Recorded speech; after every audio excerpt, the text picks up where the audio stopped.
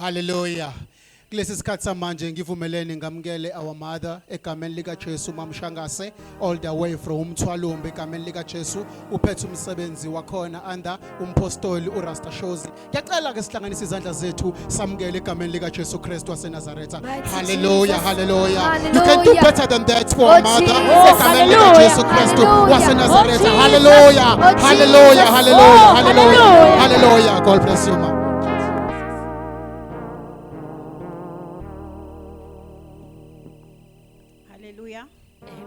Hallelujah. Amen.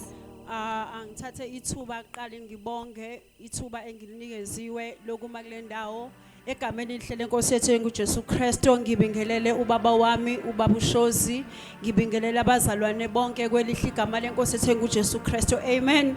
Amen. Yes, sekushiwo kwathiwa umama Shangase umntwana kaNkulunkulu nje wathi kukuhle wathola umusa. Amen. Amen. Bazalwane, kulesi sikhathi ayikho into esibe singakhuluma ngayo ngaphandle kwezwi likaNkulunkulu. Phela into esingakwazi ukuthi sikhulume ngayo. So sizothola izwi lapha yana encwadini ngokaJohn 5. uNkulunkulu uzosilawula ukuthi kuzokwenzakalani ngalo. Sizofunda nje ngokaJohn 5 siqale kuverse 1 siyogcina lapha kuverse 9. Ngizongibekezelela ukuthi why ngizofuna lifundwe kanjena, but angizokhuluma ngalo njengoba linjalo. Ngicela ungifundele isithandwa sami. Hallelujah. John 5 verse 1. Hallelujah. Kwalokho kwakukhona umkhosi wabaJuda. uJesu wakhuphukela eJerusalema. Verse 2. Kukhona ke eJerusalema ngasesangweni lezimvu ichibi elithiwa ngesiHebheru iBethesda, linemipheme eyisihlanu. Kwakulele verse 3. Kwakulele kuyo abagulayo abaningi, izimpumputhe nezinyonga nabashwabeneyo belindele ukuzanyazanyiswa kwamanzi. Verse 4. Ngokuba ingelosi yehla izikhathi ngezikhathi izamazamise amanzi, kuthi lowo ongene kuqala emva kokuzanyazanyiswa kwamanzi asinde esifweni sakhe noma enasifo sini. Verse 5.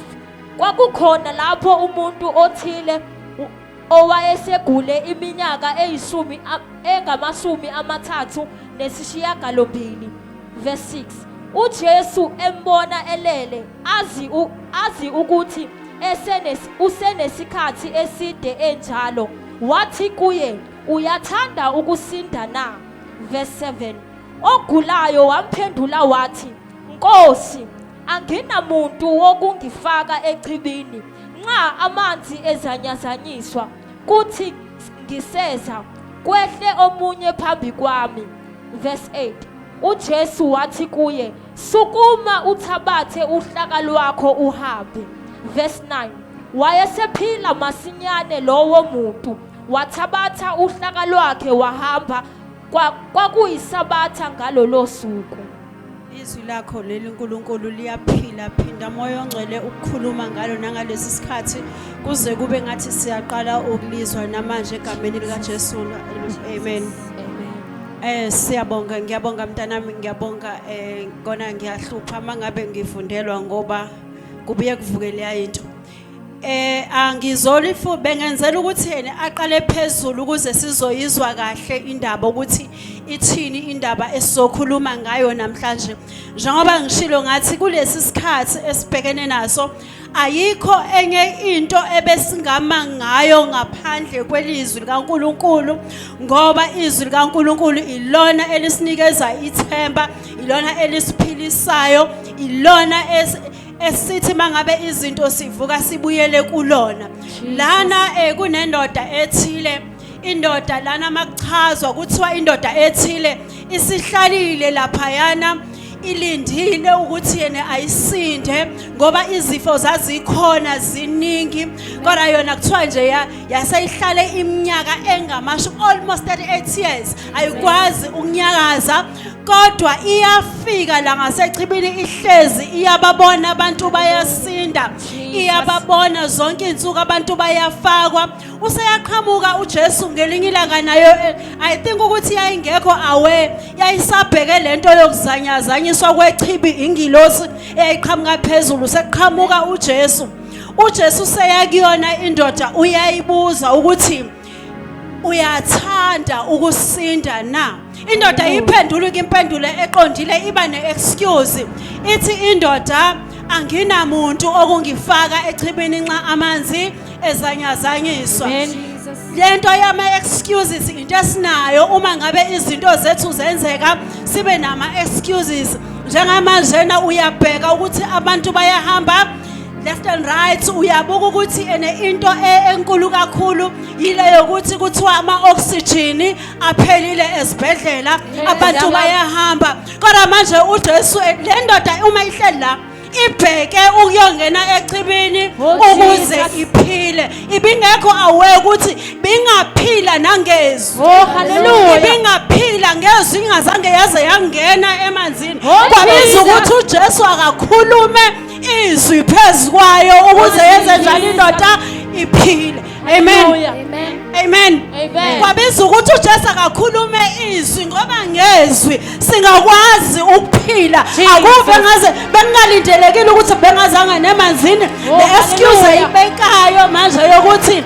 no mina into edala ngingasindi kule minyaka yo-38 ngiswela abantu abazongifaka emanzini kodwa uJesu ukhuluma izwi uthi sukuma sukuma uthi abazalaka lakho besingahamba masinyane indoda yabisiphilile nginesithombe sentethi ungathi le ndoda yayingayikholwa lento ungathi yaqala yathi mina usho mina noma usho omunye kodwa kwavuka ukuthi yayikholwa ukuthi ingasinda ngezwi yazama yalithabatha uhlaka yaseyenza njani yahamba ngifuna ukuthi namhlanje nakubazalwane ifuna ukuthi asingalindeli izinto ezinkulu oxygen ayikho esibhedlela kulutho i-oxygen ayikho esibhedlela iphelile kulutho into enkulu kakhulu ukhulumeni phezu kwempilo yakho phezu kwempilo yakho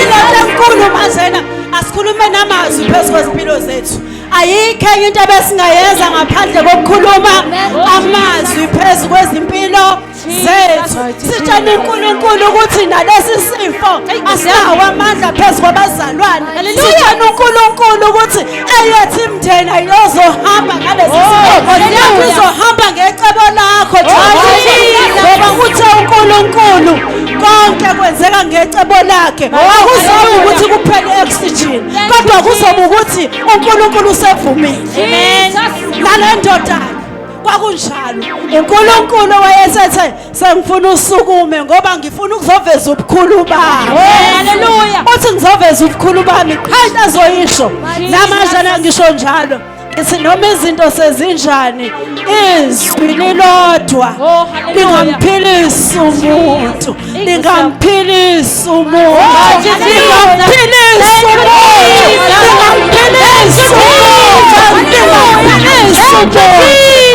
hallelujah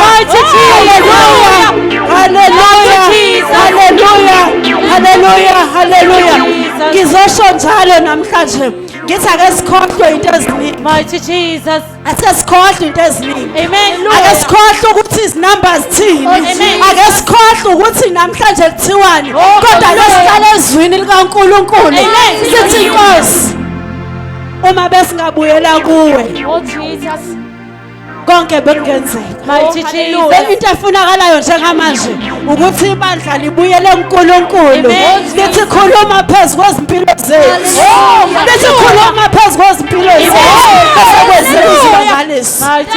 besebenzele izimangaliso siyambonga kakhulu uNkulunkulu nangalesi sikhathi ngizosho njalo namhlanje ngithi mina ngikunikeza into eyodwa ukuthi ngezwi konke kuyenzeka. Mighty Jesus. Zonke izimo ziyathoba egameni likaJesu. Siyabonga kakhulu Nkosi yomusa mayini busise. Amen. Mighty Jesus. Oh, hallelujah. Thank you Jesus. Baba siyabonga egameni likaJesu Kristu waseNazareth. Izwi lakho uNkulunkulu wethu ongcwele liyaphila. Baba wethu onamandla lakulesi sikhathi uNkulunkulu wethu ongcwele esihlasela umhlaba wonke siyathandaza. uNkulunkulu wethu onamandla kuze wena khona laphakade ukuthi izwi lakho abheka kuwe.